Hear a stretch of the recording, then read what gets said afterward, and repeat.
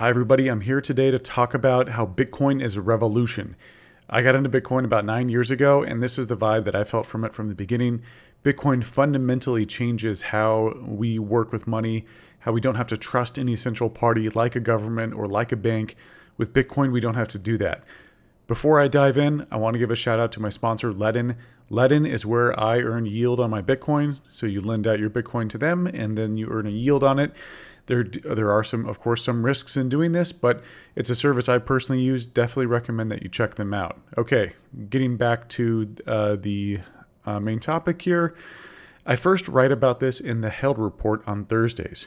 So if you want to get this information first, subscribe to the Held Report. Link is on the screen or below in the description. Okay, so Bitcoin as a revolution. Before, people forget that we were formerly on a gold standard. And when we were on a gold standard, people could always flee to that hard currency when governments implemented really bad policies, like really poor policies.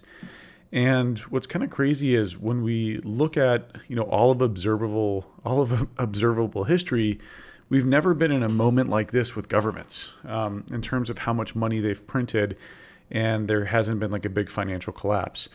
And so, it's pretty wild to see. In fact, I definitely recommend folks go, if we look at like the deficit just in this year alone is $3 trillion. 5 years ago, we didn't say the word trillion a lot. And now it's being thrown around every other week of like, a trillion printed here, a trillion printed there. And so if you read this report called, it's the Deutsche Bank, A Journey into the Unknown Long-Term Asset Management Study, they look at all of these historical trends of deficits, GDPs, et cetera, for like 500 years. We've never been in this moment before. And so we're really starting to see the economy and people start to wake up to like, whoa, the central banks don't have this under control.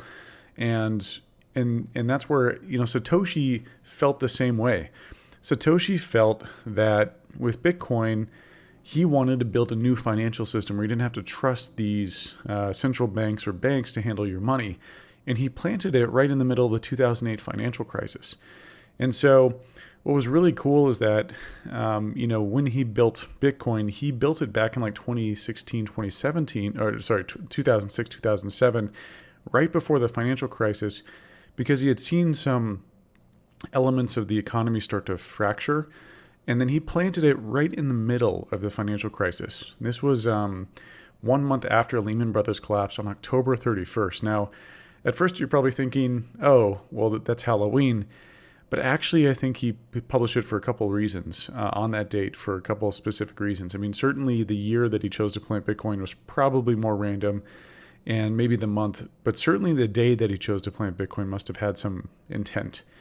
And this is a really great quote that so I'll get into that in a minute, but this is a great quote from Satoshi. The root problem with conventional currency is all the trust that's required to make it work. The central bank must be trusted not to debase the currency, but history of fiat currencies is full of breaches of that trust. Banks must be trusted to hold our money and transfer it electronically, but they lend it out in waves of credit bubbles with barely a fraction in reserve.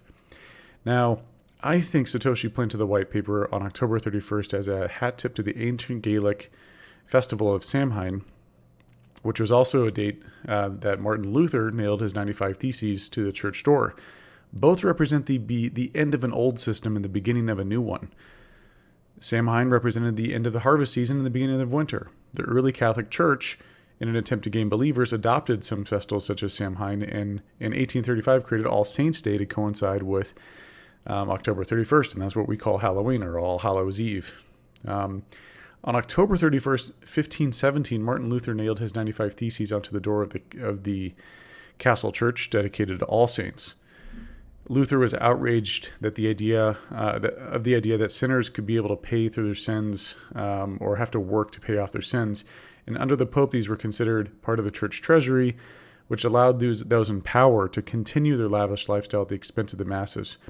Luther undermined the authority of the Pope through his 95 Theses, starting a process of reformation. Luther's ideas became very popular, spreading around the world through the newly invented printing press, which changed the course of the world forever.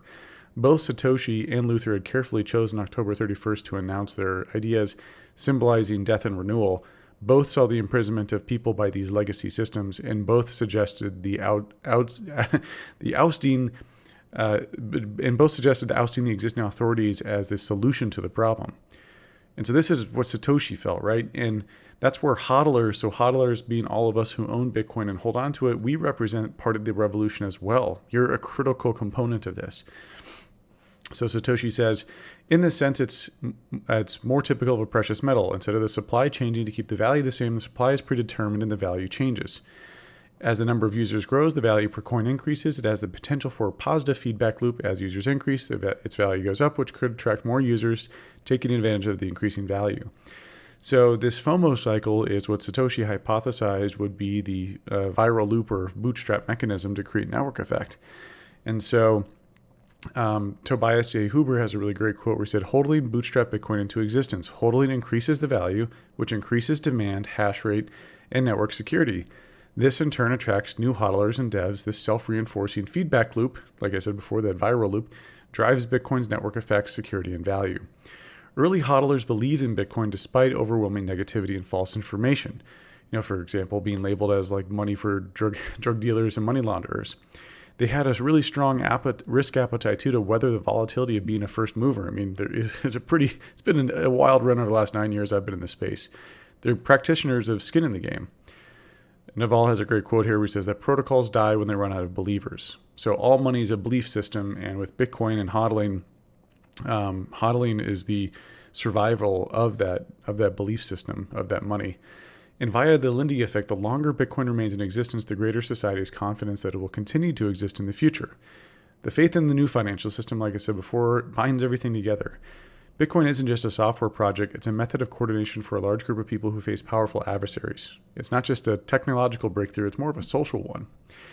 And Kay Kurwaka has a really great quote here. We said, "A stable and sustainable ideology must be the foundation of all cryptocurrencies. No amount of cryptography or consensus protocol development will help a currency with unstable and bankrupt ideology. Stable ideologies allow communities to thrive. Money is a winner-take-all technology, and it's driven by network effects. The crypto with the most hodlers, the most believers, therefore, will be the ultimate winner. By owning Bitcoin, you become the central bank, the backbone of the financial system. Hodling isn't about finding another buyer at a higher price someday. If hyper-Bitcoinization occurs, you never have to sell. You'll hold the reserve asset of the world. Bitcoin promises an alternative for citizens across the world to keep their savings in a form of money that can never be confiscated nor diluted. Through hodling, we may finally be set free. Those who opt in to Bitcoin, the orange pill or the red pill, are trading something abundant for something scarce, trading the past for the future, and trading independence for financial sovereignty." Hope you like this foray into how Bitcoin is a revolution and how hodlers, you who are holding Bitcoin, play an important part in that. If you like this video, please give it a like or give me a subscribe. It really helps me get my message out to more people to tell more people about Bitcoin. Thanks for watching. Cheers.